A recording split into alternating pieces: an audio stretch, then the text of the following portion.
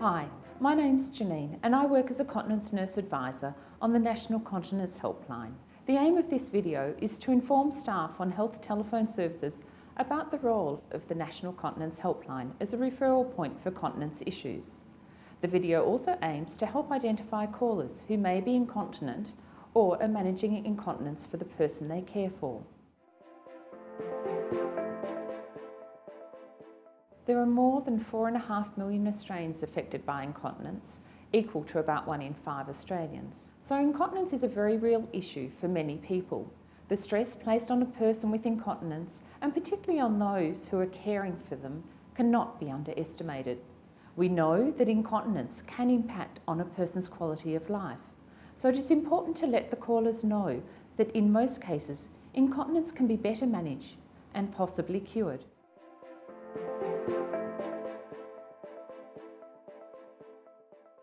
Incontinence does not discriminate. Despite popular belief, incontinence is not a normal part of ageing or having a baby. No matter how small the leakage, it is not considered normal and usually gets worse over time without the right help and advice. By letting callers know that help is available can improve the overall well-being for people with incontinence and their carers. If a caller mentions an incontinence issue, refer the caller to the National Continence Helpline on 1800 33 0066.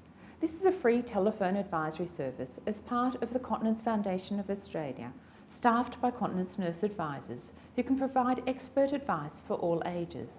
Advice is given on ways to better manage continence issues and the treatment options available, the range of continence products and equipment available, and their suitability and where products and samples can be obtained.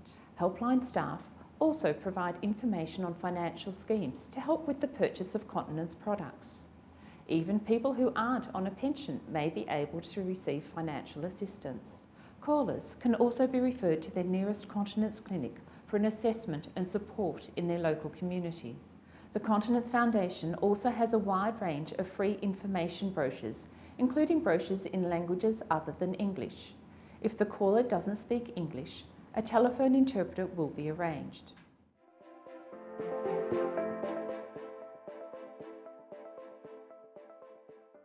More than 2/3 of the calls to the National Continence Helpline are from people with incontinence and carers, which indicates the important role the helpline plays.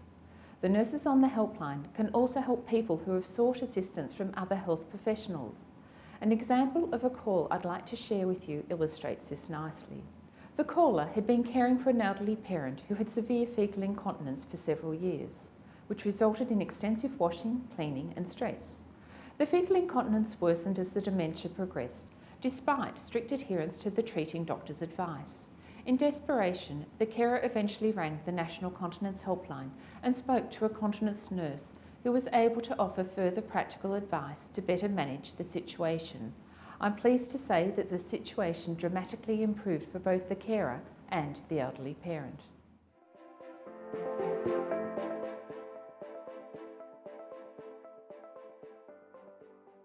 To identify if incontinence may be an issue for a caller, listen for passing statements such as, "I'm so tired because I'm getting up all the time through the night. I've so much washing.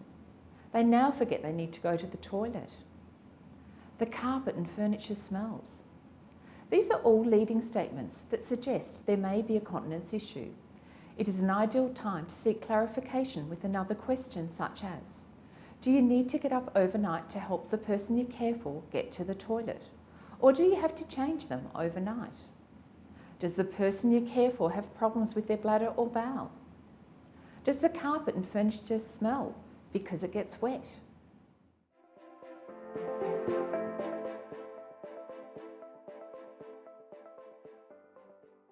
There may be instances where you suspect a caller may be managing incontinence for either themselves or the person they care for, though it has not been disclosed by the caller. In this situation, raise the issue of incontinence with one of these possible questions. Does the person you care for have any toileting issues? Do you need to help the person you care for get to the toilet? Does the person you care for need to wear a continence product? If you ask the question openly without embarrassment or shame, but as a health condition that needs to be treated, the caller is likely to follow your lead. Sometimes callers need the question asked before they open up. If they answer yes to any of these questions, it is important to refer the caller to the National Continence Helpline.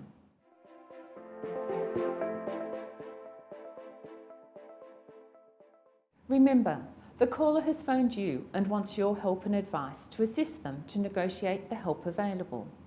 Making them aware that help and support is available for continence issues is an important step. Free, confidential information, support and referral advice is available through the National Continence Helpline.